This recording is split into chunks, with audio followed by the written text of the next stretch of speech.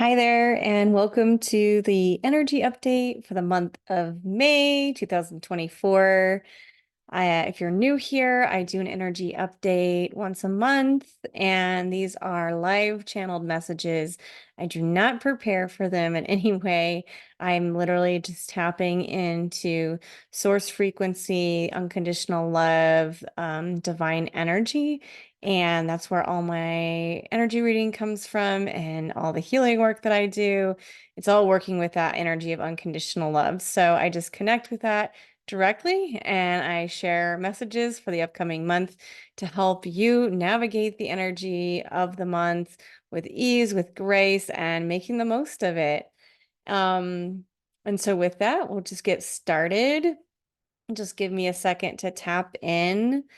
And the first thing that really comes through for the month of May is this idea of numbness, that a large proportion of humanity has been living in this numbed state. Now, that can be like where people are literally using certain things like maybe substances or just certain activities to kind of numb the emotional sensations that have been going on in their body.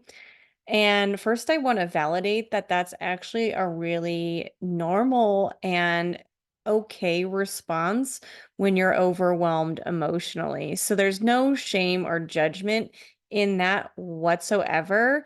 It is just an indicator that you are overwhelmed with the emotions going on. And I think that's normal to happen from time to time, especially when you look at our genetic history and the amount of overwhelming, emotional, painful experiences that have happened to our ancestors that were never resolved and are still living in our cells and our DNA and in our blood.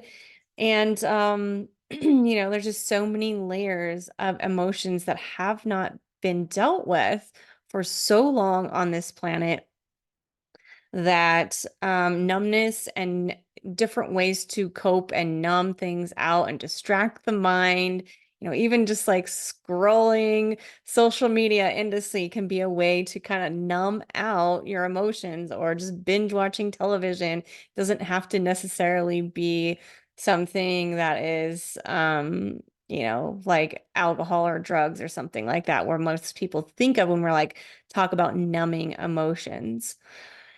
And what I want to say about that is it's just going to get harder and harder to be able to do that. And this has to do with the energetics of the planet at this time and just the light frequencies that are coming from the sun. We had a lot of solar, fiery energy activations last month in April. And our sun has been streaming down amazing higher frequencies to us for a while now. If you follow some other people that maybe do energy updates, you've heard of this before. And what this really does is it purifies our own light within. It allows us to shine our light more in the world as well, but it also will shine a light on anything that we have been hiding or suppressing within ourselves. So that's why I say it may become difficult to turn to those old coping mechanisms and have them work the way that you're used to having them work for you. So you may find that just bringing awareness to when you are trying to distract yourself, numb yourself out. I feel like those kinds of patterns may intensify for you, especially if you are a person that is unaware of how that's going on for you and how you're actually coping with your emotions. Those you might, again, you might see that intensifying a little bit because it's like like linking it to like food or a substance or something, but knowing that it doesn't have to be that. It's like, well, if I just have the one bite of the cake and that used to satisfy my emotional state or whatever, numb myself out, now you're gonna have to have like 3 bites to get the same effect of evening things out. And so this is an invitation for you to really pay attention to those patterns of numbness and avoidance. We talked a little bit about avoidance in the month of April and how sometimes we can fall into patterns of doing too much or doing too little as a way to avoid. And I just really feel like the spring energy in the northern hemisphere in general, with the extra light that's hitting like the northern hemisphere at this time, is really just going to put a spotlight on anywhere you are still holding on to patterns that are probably not serving you in the long run. So I started out saying that this is normal and there's no judgment, because I think all humans need coping patterns to a certain extent. And it's about which coping patterns are really serving you and which ones are not serving you. And we're going to have to reevaluate that on a continual basis. Um, but I just really see this whole spring season of like bringing you, maybe you've heard this term before, like with the higher frequencies of light coming onto the planet, it's like whatever is going to be, or whatever has been hidden will be revealed. And that includes within your own self. And it probably will come out in the form of patterns that you thought you have totally worked through. And it's like, oh, that's still there. Um, Emotions that you thought you had worked through, and it may be a greater degree of intensity because it's asking to be felt, to be integrated, to be resolved so you can move forward with your life. So it's all in support of you moving forward. And the more you can focus on that, if there's challenging emotions or experiences or patterns that come up in May, like remembering this conversation, that like it's light coming to liberate you and free you from these things that have been lurking in your shadow, in your darkness, and out of the light, right? That's what shadow work is. So I do see May as a really potent month for shadow work because we have the light frequencies to aid us in that work. I feel like a lot of people actually feel like say that you should be doing shadow work in the darkness in the winter. And a lot of times things come up in the winter when we have less light. It's almost easier to um almost see the shadows, see the darkness, the dark parts of ourselves because we don't have that light. But I think though it's almost reversing a little bit, that it's going to be the light coming from within that matters more. And when we have light, more light in the external environment from the sun specifically, we are going to be able to almost use that energy to alchemize the darkness within us, um, in a way that, yeah, it just helps us create a better life, a better reality. Um, and so what I want to say with that, because there's just so much with that, because I'm kind of putting some things like almost like reversing in a way what has been taught for a long time. It's like you do your, and I've even said this too, like we're coming out of the darkness of winter and now it's time to take all this action and stuff. And yes, it is about the action in the physical world. And I said that last month and I'm going to say it again this month. So it really is about making new choices for yourself in the physical reality. And that's that whole spring season. And that's what the light helps us to do. But it's also purifying the way we've been operating, making choices from the shadow aspect of ourselves, which is just really the unhealed parts of ourselves that are asking for love. They're asking for light. So yeah, if you can just remember that as these things come up, that it's coming up to serve you so you can make better decisions in the future, take actions that are more aligned with your highest timeline in a way that feels good, that feels easy, feels easier for you. Because a lot of times we feel conflict with that. And that's that shadow. You know, when we feel like we are in conflict with like our conscious mind wants to do all these amazing things, but then there's all these other things that feel like it stops us from having that in our life or creating that in our life, or it just feels really difficult, or you find yourself procrastinating or any of those things. Like That's inner conflict, or where you're like, I'm doing something healthy for myself, but it feels really difficult and hard. That's the conflict between the shadow and the light. And the more we can embrace the wholeness of ourselves, of like, okay, I see that part of me that wants to be seen. Like the shadow just wants to be seen and acknowledged and loved. Really, like that's how you do shadow work, is like acknowledging that that part of you exists, rather being in denial about it, rather than being in denial about your emotions. Like, yeah, there's a part of me that is freaking terrified to do this thing. Okay, let me like look at that part of me, rather than being like, shut out the fear and I'm going to move forward, and then I'm going to distract myself from all the emotions and go into the numbing patterns and things like that. And I'm just taking action no matter what. Like bold action is amazing, but I think the real value in it is honoring the parts of you that are like, okay, like, in your heart, this is what you're supposed to be doing.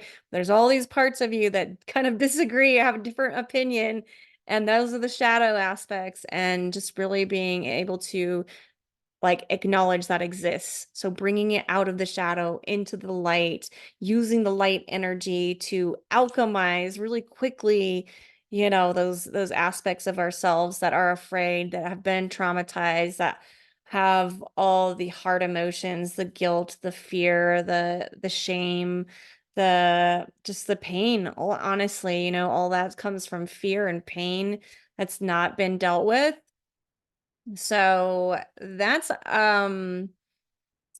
where this emotional intelligence comes in. It's like making those decisions that that are in alignment for you. And we've been talking about that for a couple months.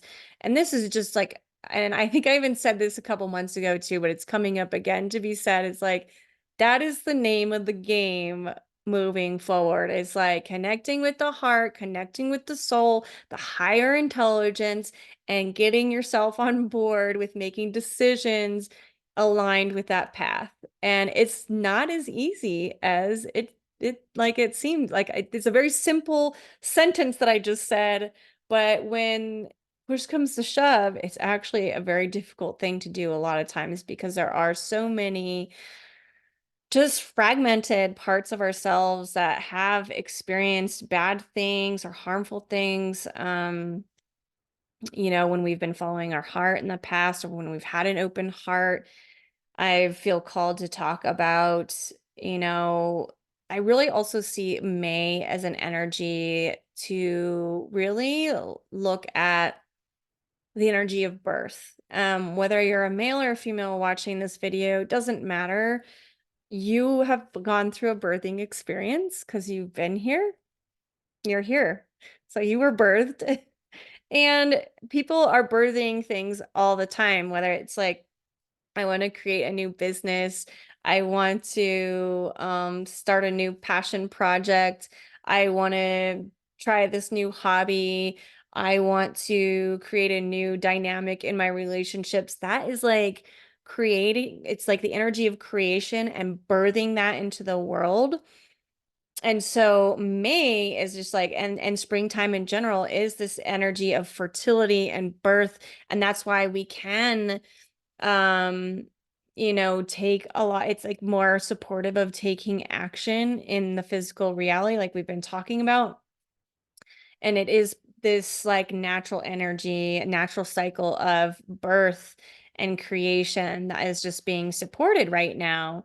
So when you talk about like the shadow parts of yourselves, a lot of times that started really, really young. And I see May as a really great opportunity to use your decisions as a way to reparent yourself. Maybe you've heard that term before, but really what it is it's about being the parent to yourself now and your inner child that still lives within, in the way that you wish that you had been parented. So maybe that is stricter boundaries in some cases. Maybe it's more love.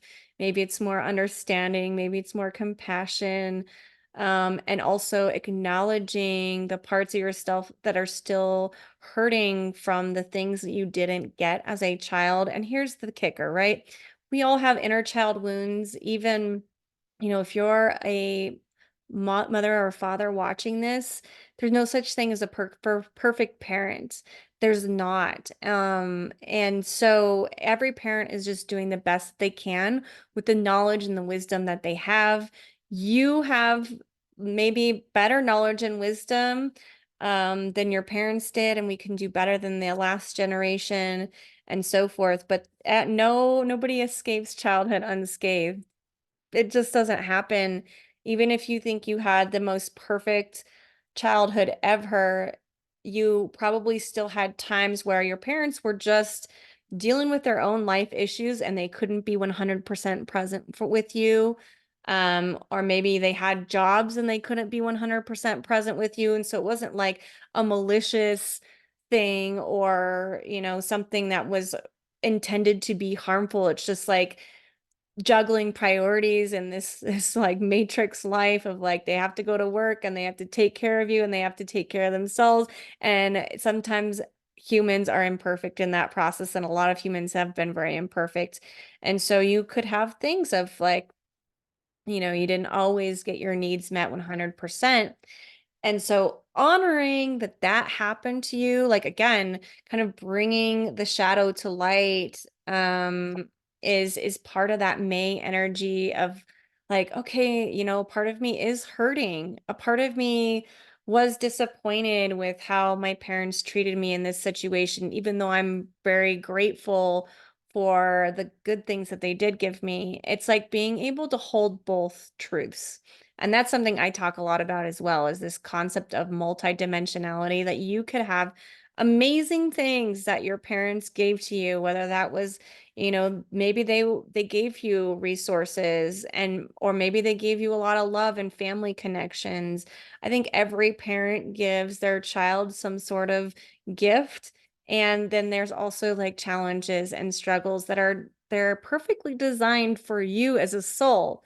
And this is the time where we have to just really honor the inner child, I think, in the springtime as well. The solar energy to me also feels very like inner child, joy, like, return to innocence is the energy of the sun, being like more sun in the day sky. So all these themes could be coming up at various points for you this month. And of course, when we talk about the emotions and how you cope with your emotions, that is definitely something that was formed in childhood, and it started before you were born in the womb space, and how your mom was coping with her emotions when you were developing as a little human. So this stuff runs really deep, and that's why reparenting and like stepping in as that strong yet kind, nurturing, loving, it's like that beautiful masculine and feminine energy where it's like the stability, the trustworthy, masculine, safe energy, and then the nurturing, loving, just affectionate mother energy, and giving that to yourself. Um, as you continue to take these steps in the direction of your heart's truth and your heart's path. And I know if you're listening to this video, you are definitely a person that's doing that already. So just be prepared this month for like, as you continue to take these steps forward in your life, moving forward out of patterns, that it may seem like some of these patterns are intensifying a little bit, but it is because they're coming up to be transmuted and released. And the way you do that is through accepting rather than denying, honoring, acknowledging rather than numbing, the emotions and the part of yourself that is in conflict with how you want to show up in the world, the things you want to be doing. And if you can operate from that part, that like that space in your life, like that is like the code to everything, really. Um, and that's like, I mean, I don't even know what you call it. It's just like healthy relating to yourself, That's healthy self-love.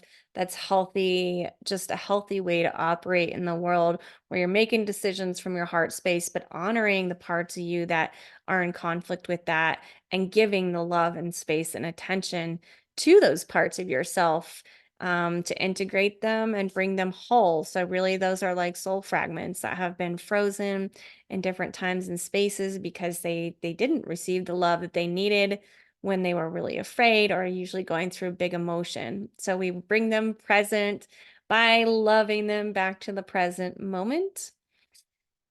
And yeah, I just see May as an overall really positive, like it has such a positive, loving energy to it. It's more like, so April was like kind of more fiery and potent. Like this feels just like flowers in a garden. And I know that's maybe a little cliche, but that's what it really feels. It's just like blooming, like beauty all around. And can you take a moment in the month of May to recognize how you have bloomed as a human on this planet? Um, Everything that you've been through, how you're blooming, how your heart is blooming open, the more that you take steps and follow what it says to do, and just how you've grown and evolved. So keeping that in mind as well is really important when we are kind of confronted by these shadows again that are just, there's just a little spotlight on this month with the extra sunlight coming from the sun in the northern hemisphere. And so that's totally normal to experience, but can you also keep in mind all your progress and all the ways that you've bloomed as a human and all the ways you're going to continue to bloom um, in this year and the years to come. All right, bye for now. I hope you enjoyed this message. And if you need support in the month of May, or if you're really struggling with inner child or shadow work, I'd love to help support you through that. There's all the links below this video of the different ways that I offer support currently. And I'm just wishing you the most beautiful May.